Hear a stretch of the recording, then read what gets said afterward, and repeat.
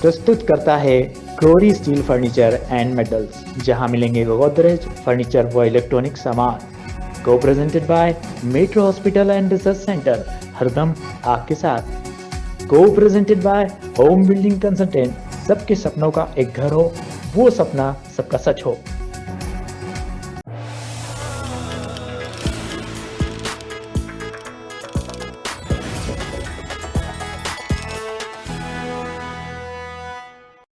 नमस्कार, इसके मीडिया में आपका स्वागत है और मैं हूं आपके साथ कपिल चौहान और आप देख रहे हैं मेरा गांव मेरा शहर। आइए देखते हैं आज के दिन भर की ताज़ा तरीन खबरें। देशी फ्रिज कहे जाने वाले मटके पर भी पड़ने लगी है गर्मी की मार, जिसके चलते दोगुने दाम होने पर भी नहीं आ रही है बिक्री में कमी। इन दिनों गर्मी बढ़ने के साथ ही मटकों यानी कि देशी फ्रिज की मांग भी बढ़ने लगी है। मांग बढ़ने के साथ साथ दामों में भी इजाफा हुआ। कोरोना काल में लोगों ने ठंडे पानी से परहेज किया, लेकिन पिछले साल की तुलना में इस साल मटकों के दाम दोगुने हो गए। मटका विक्रेता से महंगाई का असर बता रहे हैं। वहीं खरीदारी करने आए ग्राहकों का कहना है कि दामों में दोगुने का अंतर आ गया। इस बार की गर्मी ने शुरुआत में ही अपना प्रचंड रूप दिखाना शुरू कर दिया। आलम यह है कि तापमान अभी 46 डिग्री के करीब पहुंच गया। अगर अभी ये हालात हैं तो जून के महीने में कितनी प्रचंड गर्मी पड़ेगी। गर्मी का मौसम शुरू होते ही मटकों की मांग बनी हुई है। साथ ही इस साल की मटकों की कीमतों में जबरदस्त उछाल आया। पिछले वर्ष की तुलना में इस वर्ष मटके के दाम दोगुने हो गए।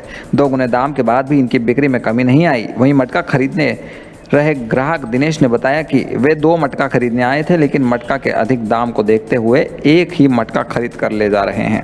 उन्होंने बताया कि छोटे से मटके की कीमत पहले 60 से 70 रुपये हुआ करती थी, अब वहीं मटके 150 से 200 रुपये के बिक रहे।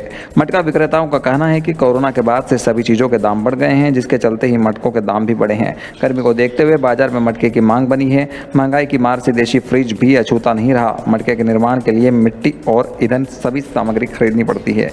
सभी के दामों में बढ़ोतरी हुई, जिसके कारण ही मटके के दाम भी बढ़े हैं।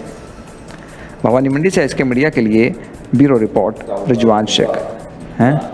सुहासरा में कैबिनेट मंत्री को अपनी समस्या बताने पर आया गुंडाई का मामला, जिसमें सरपंच ने युवक को बंद कमरे में की मारपीट। एक तरफ मध्य प्रदेश के मुख्यमंत्री माफियाओं के खिलाफ बुलडोजर चला रहे, तो दूसरी तरफ शिवराज सरकार के मंत्री के गुर्गे गरीब लोगों को बंद कमरे में मारपीट करने का मामला सामने आया है। मंदसौर जिले के सुहासरा विधानसभा के गांव सालरिया में कैबिनेट मंत्री हरदीप सिंह डंग आए थे। वहां पीड़ित युवक ने अपना काम नहीं होने पर मंत्री जी से पंचायत की लापरवाही क्या बता दी।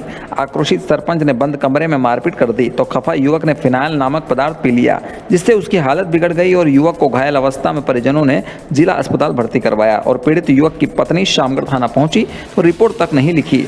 अब देखने वाली बात यह है कि सरपंच पर कोई कार्रवाई होती है या नहीं। सुहासरा मंदसौर से इसके मीडिया के लिए हुक्म सिंह। क्या आपके भाई के साथ क्या हुआ और पुलिस से आपकी क्या आशा थी और क्या हुआ? सरपंच साहब के घर पे गए थे महिंद्रा फाइनेंस को लेके इन्हें साइन करवाने के लिए उस फाइल पे, तो इनके साथ में मारपीट की। इसने घर पे आके इन्हें दवा पी ली तो ये बेहोश हो गया। इनको शामगढ़ लाए थे तो वहाँ से रेफर मंदसौर के लिए कर दिया। उसके बाद में इनकी औरत गई थाने में रिपोर्ट लिखवाने के लिए। तो वहाँ क्या घटना घटी आपके साथ? कौन से विधानसभा का मामला और क्या किन लोगों ने आपके साथ मारपीट करी, बताइए। सर, हमारे गांव में मंत्री साहब आए थे। कौन मंत्री? हरदीप जी भाई डंग जी आए थे। ठीक है, फिर मैंने उसके सामने बात रखी। ये साहब, मेरे कोई सरकारी मकान नहीं है, मेरे को कोई सरकारी सुविधा नहीं मिली, तो मेरे को मकान दिया जाए। उन्होंने बोला कि अभी मकान आ जाए तुमको भी मिल जाएगा। तो सबके लिस्ट आई, लिस्ट में मेरा नाम नहीं आया है। तो इसके कारण मैंने क्या कहा कि अपन लोन ले लें। मैंने लोन महिंद्रा फाइनेंस से लोन लिया, तो वहाँ से मेरे को कागज़ दिए कुछ कि इस पर आप ऐसा करना, सत्यनारायण जी की इस पर मंत्री साहब की। फिर आगे क्या हुआ? और उसकी सेन करा के लाना। मंदसौर में शिवनाथ शुद्धिकरण को लेकर कलेक्टर, एसपी व विधायक यशपाल सिंह सिसोदिया ने उठाई तगारी। पशुपतिनाथ मंदिर के सामने वाली शूना नदी की सफाई व गाद निकालने का कार्य शुरू कर दिया गया है, जिसमें मंदसौर के विधायक यशपाल सिंह सिसोदिया, कलेक्टर गौतम सिंह, एसपी अनुराग सुजानिया, जिला पंचायत सीओ, नगर पालिका सीएमओ, अन्य अधिकारी, कर्मचारी व सामाजिक संगठनों ने एक साथ मिलकर बड़ी संख्या में एकत्रित होकर शिवनाथ शुद्धिकरण का कार्य शुरू कर दिया, जिसमें एनसीसी के छात्र छात्राएं भी बड़ी संख्या में मौजूद रहे। जन भागीदारी समिति के सदस्य पदाधिकारी भी शिवनाथ शुद्धिकरण में शामिल है। मंदसौर कलेक्टर गौतम सिंह ने बताया कि शिवनाथ शुद्धिकरण का कार्य और जो गाद हो रही है उसका निकालने का कार्य शुरू कर दिया गया है, जिसमें जेसीबी मशीन, पॉकलैंड मशीन के माध्यम से गाद निकालने का कार्य बारिश के पहले कोशिश है कि पूरी तरह निकाल लिया जाएगा। मंदसौर मालवा से इसके मीडिया के लिए हुक्म सिंह। ये जैसा अभी कार्यक्रम के दौरान मैं संबोधित कर रहा था कि आज ये कार्यक्रम शुरू हुआ है और जिस तरह की मलबा है, जिस तरह का गाद है, इसको जेसीबी और डंपर लगा के हम कोशिश करेंगे कि ये पूरी तरह से साफ़ हो जाए। और जो पूर्व कर्मचारी, सामाजिक संगठन सभी लोग यहाँ पर शिवना शुद्धिकरण में अपना भाग लिया है। क्या जिला प्रशासन के द्वारा ये शिवना शुद्धिकरण का जो मुहिम चलाई गई है, जिसमें मुख्य जो आम जनता है उसको जोड़ने का बहुत एक अथक प्रयास किया गया है, जिसमें विभिन्न संगठनों के द्वारा भी पार्टिसिपेशन किया जा रहा है। इस स्तर पर शिवना शुद्धिकरण का कार्य शुरू कर दिया गया है। राजनेता से लेकर प्रशासन, कर्मचारी संघ विभाग के लोग यहाँ पर। देखिए, राजनेता हो या प्रशासनिक अधिकारी हो या कोई भी हो, सबकी अपनी जिम्मेदारी है और ये संकल्प है, ये अभियान है, ये शुरुआत है और इस संकल्प और शुरुआत। शामगढ़ में विकास कार्यों को लेकर मंत्री डंक ने किया भूमि पूजन।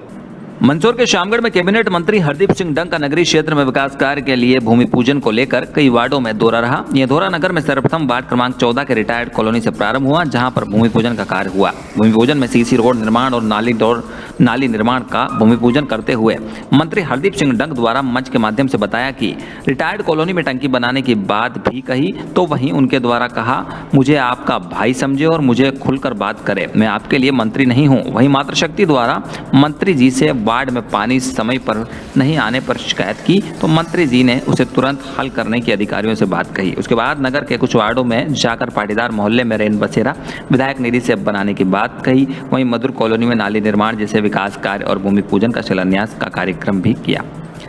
शामगढ़ मंदसौर से इसके मीडिया के लिए ब्यूरो रिपोर्ट। किन किन कार्यों का भूमि पूजन किया गया है और कितने करोड़ का? लगातार पूरे शहर में सीसी रोड बने, नालियाँ निर्माण हो, और ये काम लगातार जो चल रहा है उसमें आज मधुर कॉलोनी में और वार्ड नंबर 14 में आज भूमि पूजन था। और मैं मानता हूँ कि शामगढ़ नगर वो नगर है जो लगातार एक विकास के रास्ते पे। ओबीसी आरक्षण को लेकर शामगढ़ के भाजपा कार्यकर्ताओं ने मनाया जश्न।